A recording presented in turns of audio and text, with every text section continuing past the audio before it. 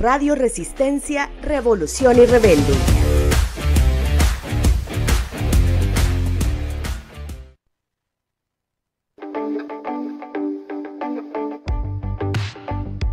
Para conocer la realidad sin tanta vuelta.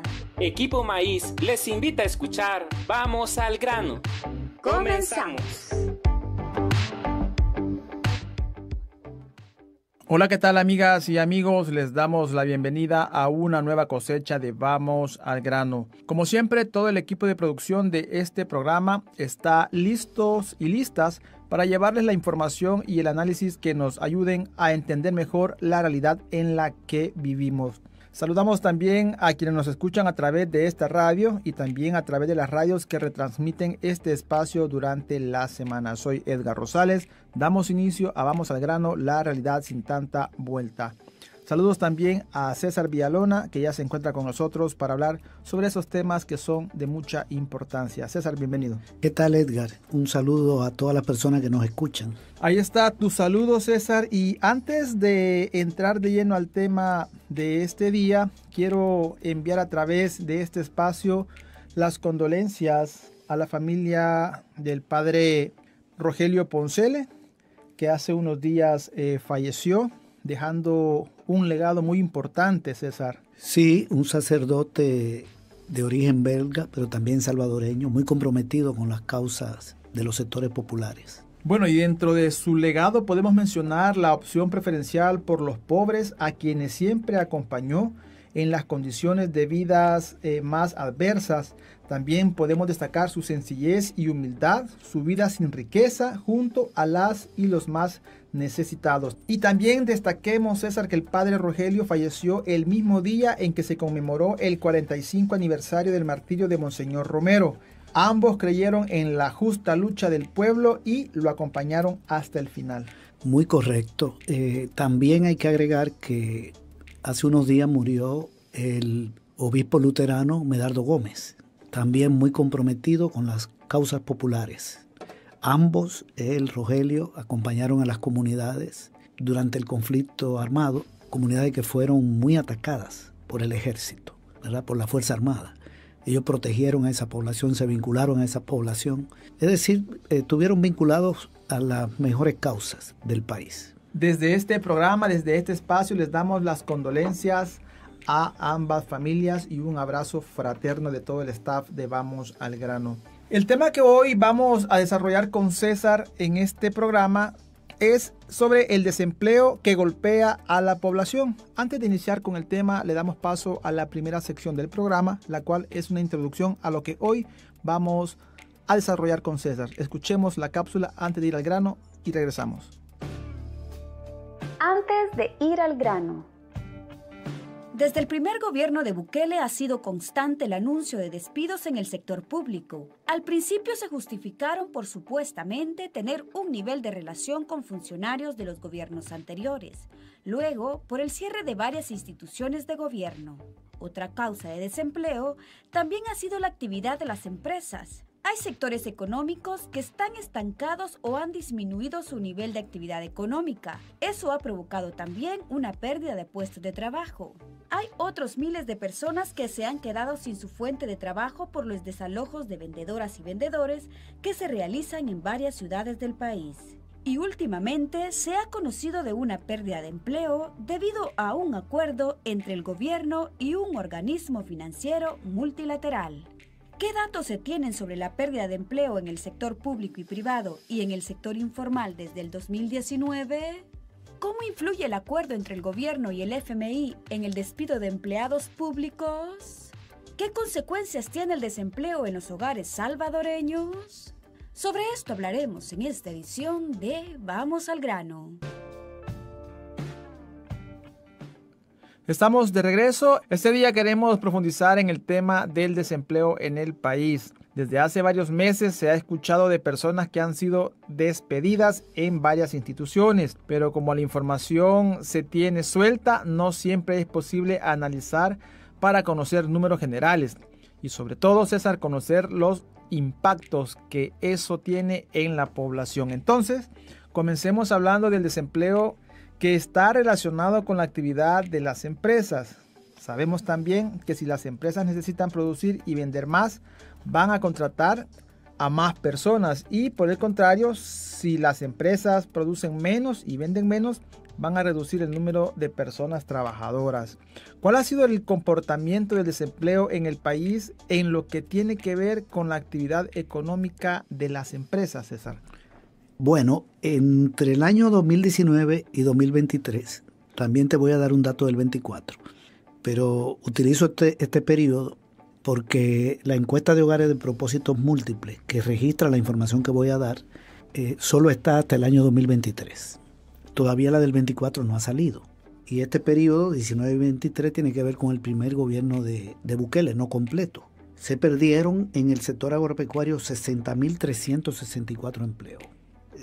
La población ocupada en el agro en el año 2019 era de 473.847 personas, y en el 23, según reportó el propio gobierno, disminuyó a 413.493, es decir, 60.364 menos. Es un desempleo en el agro, que es una actividad fundamentalmente privada, ¿verdad? Estamos hablando de los cultivos de granos básicos, café, caña, la ganadería. El sector agropecuario incluye agricultura, ganadería, silvicultura y pesca, pero fundamentalmente agricultura y ganadería. Ahí hay un descenso importante que tiene que ver con lo que tú decías anteriormente. Si se está invirtiendo menos, entonces se genera menos empleo. Hay una política en el país antiagraria que viene ya desde que Bukele arrancó su primer gobierno, de eliminación de programas de apoyo al agro, favorecer importaciones. Entonces estos son los resultados: 60.000 empleos menos. En la industria, que es otro sector golpeado, la población laboral disminuyó de 432.906 a 404.598. Estamos hablando de una pérdida de 28.308 empleos en el año 2023. Pero fíjate que acaba de salir una información de la Asociación Salvadoreña de Industriales que dice que en el año 2024 se perdieron 10.000 empleos en la industria. Este dato no es de la encuesta, pero es del gremio de la gran empresa vinculada a la industria. De manera que el empleo total que se ha perdido en la industria del país hasta el 24 es de 38.308. Es una caída muy grande, que tiene que ver también con las dificultades que están enfrentando las industrias nacionales, sobre todo la industria productora de alimentos, que está enfrentando mucha competencia de importaciones. Aquí hay dos sectores que han descendido, que han tenido tasas de crecimiento negativo durante el gobierno de Bukele. ¿Cuáles son esos dos sectores? La industria y el sector agropecuario. Caída de la producción registrada entre el 19 y el 24. Otro sector tiene que ver con los servicios sociales, comunales y de salud. Ahí hay una mezcla de privado y público. Ahí se perdieron en este mismo periodo 19-23 13.228 empleos, una cantidad bastante grande. Y en el marco de esa reducción de empleo, son los tres sectores, digamos, donde ha habido una reducción drástica. Pero en el marco de esa reducción de empleo, fíjate que lo que ha aumentado, los hogares con servicio doméstico. Eso quiere decir que una parte de la población que pierde el empleo en una industria, digamos una maquila, que despiden miles de personas, la mayoría son mujeres, estas mujeres intentan conseguir un ingreso o buscan la forma de conseguir un ingreso insertándose a las labores domésticas como empleadas de un hogar, porque no las recontratan en la empresa que la despidió ni encuentran empleo en otras empresas. Los hogares con servicio doméstico eran 160.052 en el año 19 y para el 23 186.265. Si está aumentando la cantidad de hogares con empleo doméstico, eso quiere decir que hay un deterioro de las condiciones de vida de la población laboral, porque el empleo doméstico no tiene, en la mayoría, un salario que llegue al mínimo, que dice la ley, es menor. El tiempo laboral suele ser mayor y no tienen prestaciones. La gente que trabaja en una casa no cotiza una AFP, no cotiza el Seguro Social ni al Fondo Social de la Vivienda. Es un porcentaje muy chiquito de empleada doméstica. Digo empleada porque el 97% de la gente que trabaja en ese concepto son mujeres. Hay un 3% que son hombres. Y viene a formar parte también de un trabajo informal, me imagino. Exactamente, por quedar fuera de la seguridad social. Entonces, crece el sector informal, que es más precario. Estos son los datos que yo tengo. No tenemos la encuesta del 24, te decía, pero sabemos que el año pasado no solo se perdió empleo en la industria, es cierto lo que dice la ASI, sino que la actividad agropecuaria siguió cayendo. O sea, el sector agropecuario tuvo una tasa negativa de crecimiento y el sector construcción también tuvo un mal desempeño, y el comercio. Lo que sucede es que el gobierno no nos ha dado el dato actualizado todavía del 24, pero estoy seguro de que también hubo aumento del desempleo en esos sectores. César, cuando Bukele inició su primer gobierno en el año 2019, se supo que se despidieron a muchas personas del sector público. Se conocieron incluso en mensajes de Twitter, ahora X, que el presidente ordenaba a sus ministros y ministras despedir a personas. También se supo del cierre de varias secretarías. ¿Qué datos se tienen entre 2019 y 2024 sobre los despidos de personas que trabajaban en el gobierno? Bueno, mira, el movimiento de trabajadores despedidos siempre manejó la cifra de 21.000 despedidos durante ese periodo. Cerraron 5 secretarías de Estado en el año 2019, despidieron 400 personas, incluyendo mujeres embarazadas, personas con discapacidad. Fueron despidos injustificados porque las plazas las aprueba la Asamblea Legislativa. El gobierno no puede cerrar una secretaría y cerrar plaza sin que eso lo apruebe la Asamblea, incluso sin haber dado una justificación financiera. Y se pusieron muchas demandas. Hubo gente que logró fallaran a su favor y volvieron a conseguir trabajo, muy pocos. Entonces fue un despido muy grande, aunque el gobierno también recontrató gente vinculada al Partido Nuevas Ideas, digamos, para darle empleo a personas afines al gobierno, una cantidad como de 29.000, pero despidieron 21.000. Este gobierno ha cerrado 17 instituciones públicas.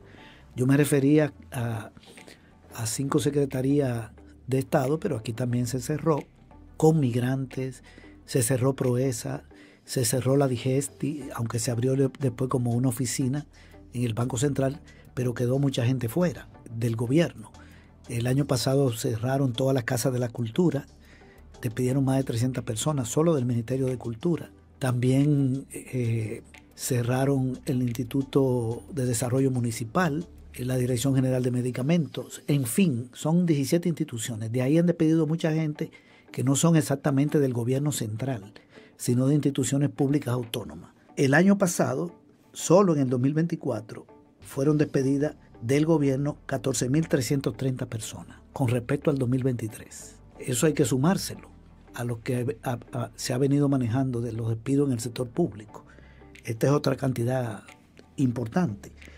Trabajaban en el gobierno 175.783 personas en el 23 y en el 24 161.453. Un despido masivo. Acuérdate en diciembre que estuvieron despidiendo muchísima gente, incluso el día 23, último día, digamos, laboral, antes de la Nochebuena, que era el 24, a la gente le entregaron de muchísimas instituciones públicas la carta donde le anunciaban su despido. Despidieron muchísima gente del IDEMU, del Ministerio de Educación, del Ministerio de Salud. En fin, hay un recorte muy grande de empleados y empleadas públicas. Yo imagino que también en este año 2025 han continuado los despidos en el gobierno por diferentes causas. ¿Se podría mencionar algo sobre esto? Sí, este año el dato que hay es de 8.000 personas despedidas en el marco del acuerdo con el Fondo Monetario Internacional, que obliga a recortar la masa salarial. De esas personas que han sido despedidas, muchas son del Ministerio de Salud, otras del Ministerio de Educación y de otros ministerios. Imagínate el Ministerio de Agricultura, que le quitaron el 42% del presupuesto. Ahí ha habido despido. Quería decirte que en el caso del personal docente, este es un dato que se me quedó, entre el 23 y el 24 despidieron 4.214 docentes, 4.214. Y este año, 500 personas se acogieron al retiro voluntario. O sea, dijeron, voy a dejar de laborar para que me paguen. Y hasta ahora no le han pagado. Y como parte de esta reducción del personal del Ministerio de Educación, ya han sido cerradas 44 escuelas públicas. Este es uno de los impactos de esa medida.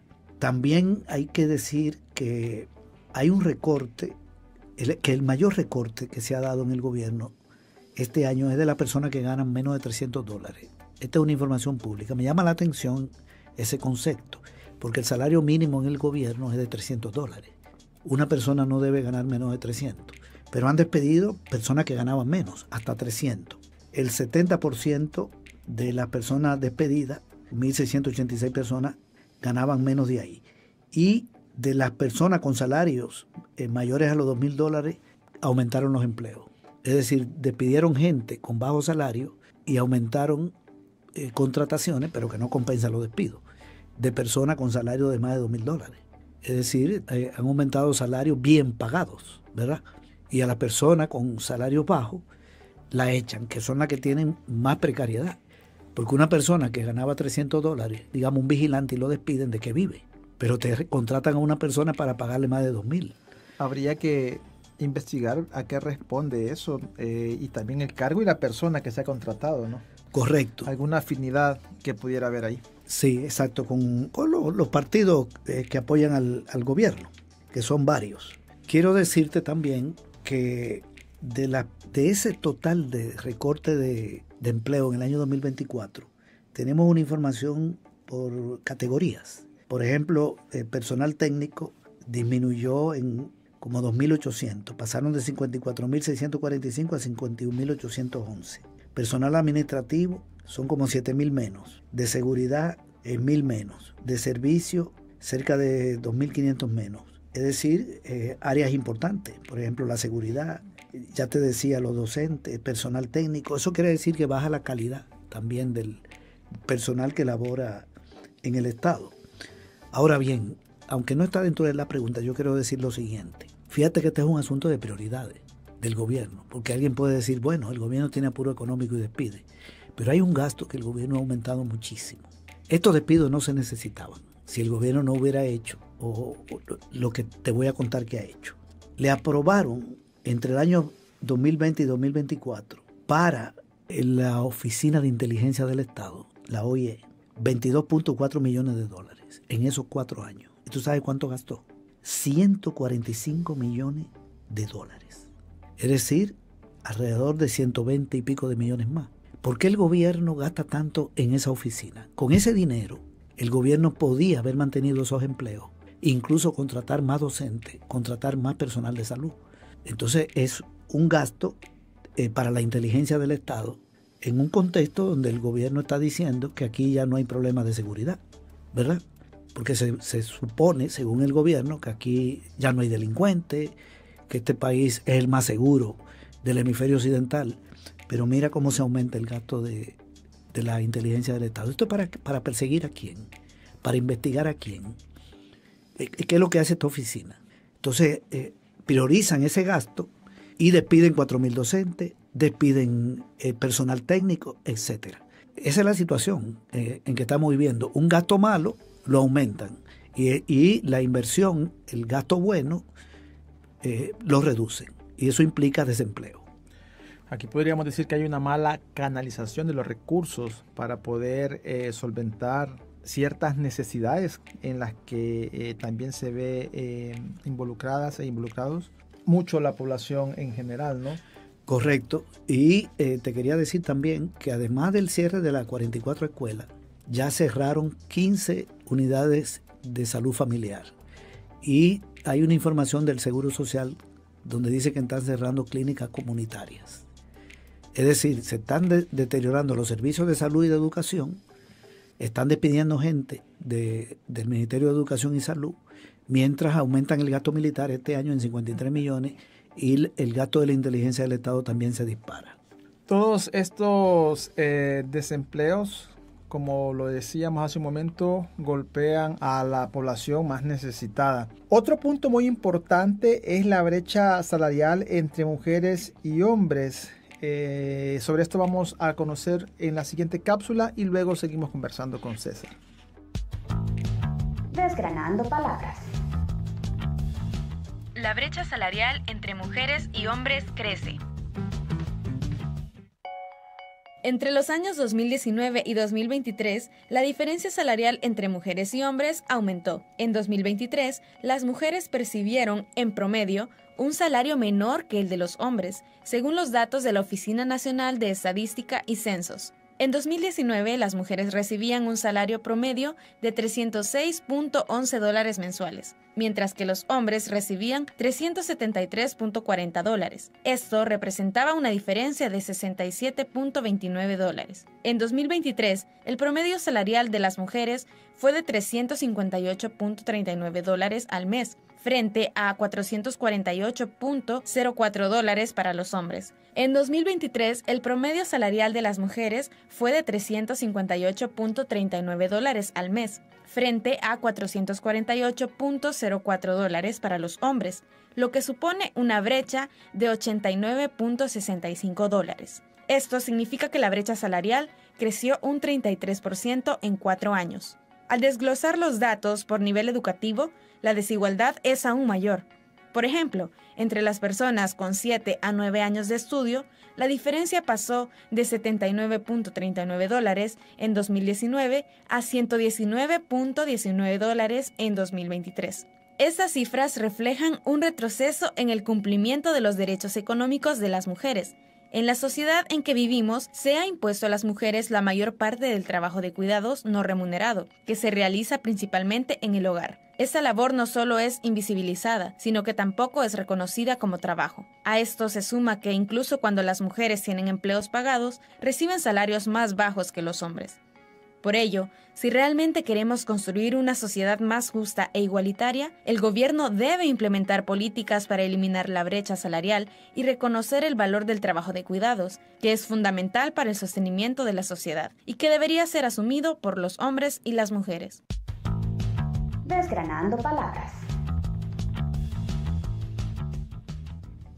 Continuamos en Vamos al Grano. Para usted que recién nos está sintonizando, hoy estamos conversando con César sobre cómo el desempleo golpea a la población.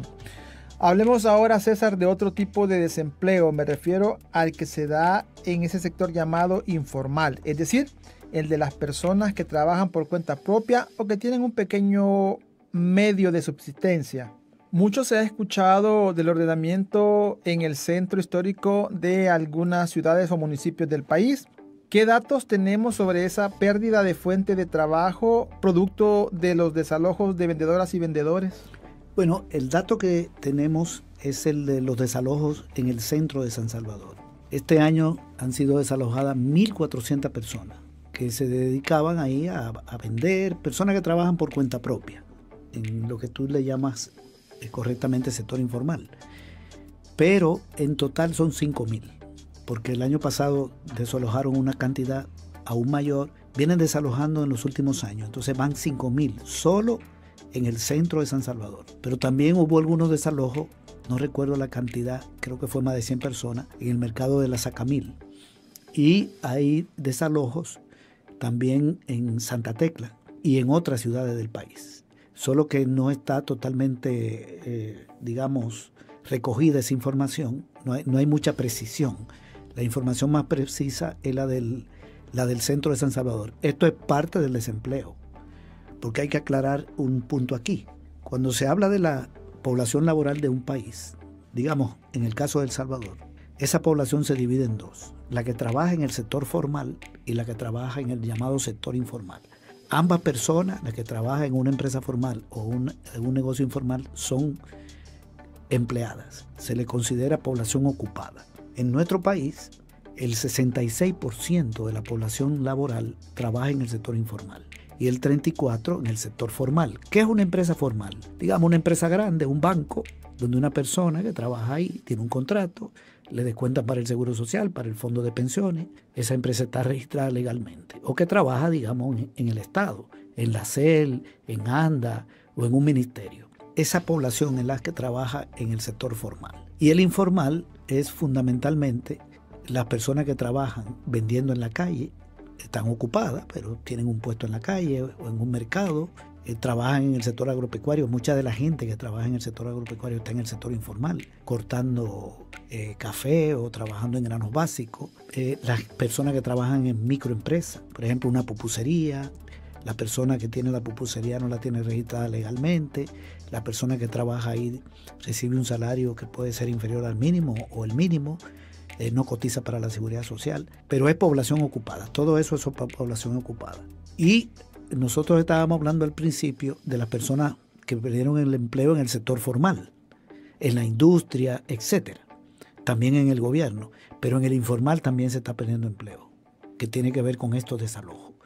Es decir, que es en toda la economía donde la población ocupada está disminuyendo. Sí, es muy importante saber que acá hemos dado datos concretos sobre la zona de San Salvador, pero como lo decía César hace un momento, el número de personas desalojadas aumenta porque esta situación se está dando a nivel nacional en otros municipios y en otras ciudades.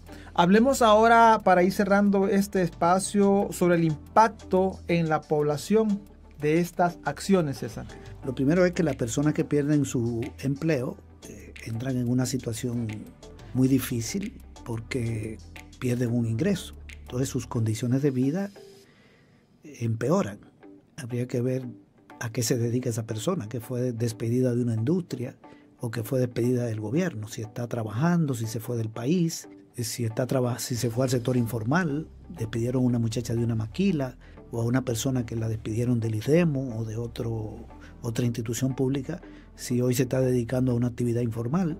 Ya vimos que ha aumentado los hogares con servicio doméstico. Es decir, afecta las condiciones de vida de la persona, porque esa persona pierde un ingreso. Incluso si consigue un trabajo, puede ser con una remuneración menor que el que tenía. Y aún así, entonces, no vive igual que antes. Entonces ahí hay un daño muy fuerte para esa persona, pero también para el núcleo familiar. Imagínate una familia de 4 personas y pierde el empleo la mujer, la mamá o el papá, y hay un hijo o una hija que dependen de ellos. Entonces ese hogar tiene menos ingresos. El daño no es solo para la persona que perdió el empleo, sino para el hogar en general. El resultado de todo esto es un aumento de la pobreza. Si aumenta el desempleo en un país, la pobreza está aumentando. Incluso cuando se pierde empleo formal y aumenta el informal, también hay una degradación de las condiciones de vida, porque ese es un empleo con peores condiciones. En cuanto al tiempo de trabajo, gente que trabaja en una pupusería, en una empresa que hace comida, una empresita chiquita, una microempresa que hace comida, o que trabaja vendiendo en cualquier lugar, por lo general trabajan más de 8 horas, con peores salarios, etc.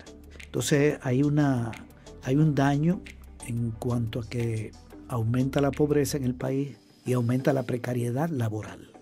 Estos son efectos negativos. Pero también, en la medida en que esas personas pierden ingresos, el consumo nacional disminuye. Cuando aumenta mucho el desempleo, hay menos gente comprando. Acuérdate que la encuesta de la UCA de diciembre del 24 decía que el 65% de la población dejó de consumir leche, huevo, creo que carne de cerdo y chorizo, y un 33% de la población tenía que endeudarse para terminar el mes. Una situación terrible. Entonces, en la medida que el consumo disminuye, eso afecta las ventas de muchas empresas, sobre todo las empresas dedicadas al mercado interno, o fundamentalmente, y que venden productos para los sectores populares, ¿verdad? Que la gente lo que consume es alimentos, fundamentalmente los servicios básicos. Si esas ventas bajan, entonces esas empresas pueden también despedir gente. Se va generando un efecto en cadena. Menos consumo, menos venta de las empresas. Menos venta, menos ganancia. Menos ganancia, menos reinversión. Y eso significa entonces que va cayendo la actividad económica, la producción, y se va generando una problemática de pérdida de empleo más allá de los negocios donde fueron despedidas directamente las personas. Se genera un efecto en cadena. Alguien trabaja en una empresa y la despiden y no sabe qué es. La causa fue que le cayeron las ventas. Y le cayeron las ventas porque está aumentando el desempleo en el país. Entonces, el impacto en el empleo se encadena, ¿verdad? La actividad económica se reduce. Y este año va por ahí, porque este año ha aumentado con un recorte drástico de empleo, congelamiento salarial, porque esta es otra cosa. Los salarios congelados y todo caro. Entonces vamos a tener un año de poco dinamismo económico y posiblemente continúen los despidos. A mí me da la impresión de que en los próximos meses empresas privadas van a seguir despidiendo personas por problemas de venta. Y en el gobierno, el acuerdo con el Fondo Monetario Internacional es el de cerrar 13.000 plazas. Hasta ahora han cerrado 8.000.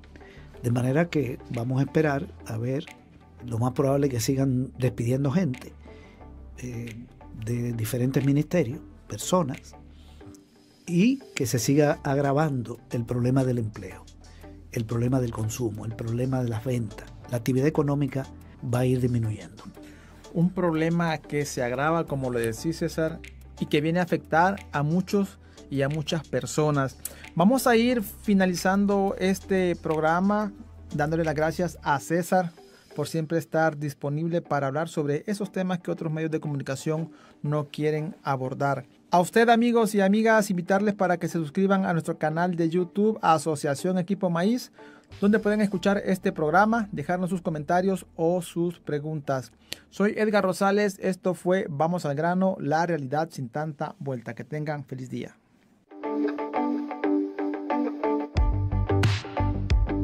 Vamos al Grano, una producción de Equipo Maíz. Les invitamos a que escuchen nuestro próximo programa.